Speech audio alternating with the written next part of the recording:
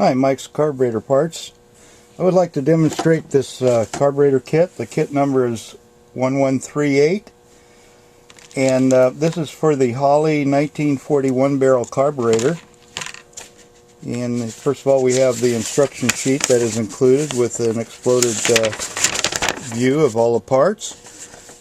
We got some data that you'll need, special instructions when disassembling it. And on the back we got all the adjustments you'll need to make on the bench before you install it back on the vehicle. So that's the instruction sheet.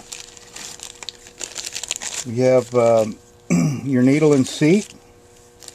And let's see, I forget what this part is, but basically your power valve. Comes with replacement power valve. This is kind of unique for a carburetor kit. This is your fitting for the inlet fuel fitting. And your 1940 has a replaceable cup on it. And here's your diaphragm that you'll need. The flange gasket, which is extra thick. This is a 1/4 inch type flange gasket made of black nitrate, which I like. We have some other flange gaskets. So I kind of put them out here so you can see each one. This looks like a duplicate here. Sometimes I don't know why they do that, but they do. Then here's yet some more. So as you can see, this kit is good for several different kinds of carburetors, and they just include all the different gaskets that you might need. So pay close attention to the gaskets when you take yours apart, so you get the correct gasket back. And so here's your throttle body gaskets. Let's put these over here. I mostly want you to see what they look like in case you're trying to identify the right kit for your carburetor.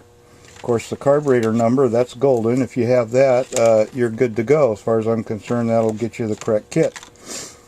That looks like it's probably the inlet fitting gasket. And here's another throttle body gasket. So you got, let's see, 3 different gaskets. One more flange gasket, as if you didn't have enough. And then here's your float bowl gasket. And we got some small parts. Let's see, here's your measuring stick for measuring float level. You got your little check balls. These are 2 of the same check ball. They're both the same size. A little hard to get them mixed up when they're like that, so that's kind of nice. So that's the 1940 kit. Now I have a premium version of this kit, and that includes what I usually do on the premiums. I add things to it that you might need. For one thing is a new float, and these things have a nitrofill float in them, and I always recommend that when you're rebuilding your carburetor, and if it has a nitrofill float, I would replace the float. I always do, because those things tend to absorb fuel over time, and I'm talking about years. And when you're rebuilding it, that's the time to do it. They're not all that expensive, but they can sure cause you a lot of problems that's real hard to diagnose sometimes. I've gone through it more than once. That's why I automatically replace them. Anyhow, so it has a new nitrofill float. You can't get brass floats for these, by the way. It comes with the plastic stem that some of you may need for the accelerator pump. They're very expensive. They don't put them in the kit, but they do get broken sometimes, and you know, people call for them. But that's in my premium kit. And then there's a clip for the that holds down the float, and a couple of extra springs that you don't get in the normal kit. Anyhow, that would be the premium kit. So look for that if you're interested in that one. And this is the basic kit. Now, these are made in the U.S. I only sell U.S. made parts. You won't find any foreign parts in my place.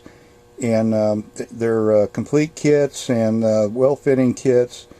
And this is the same kit I use when I do any rebuilding.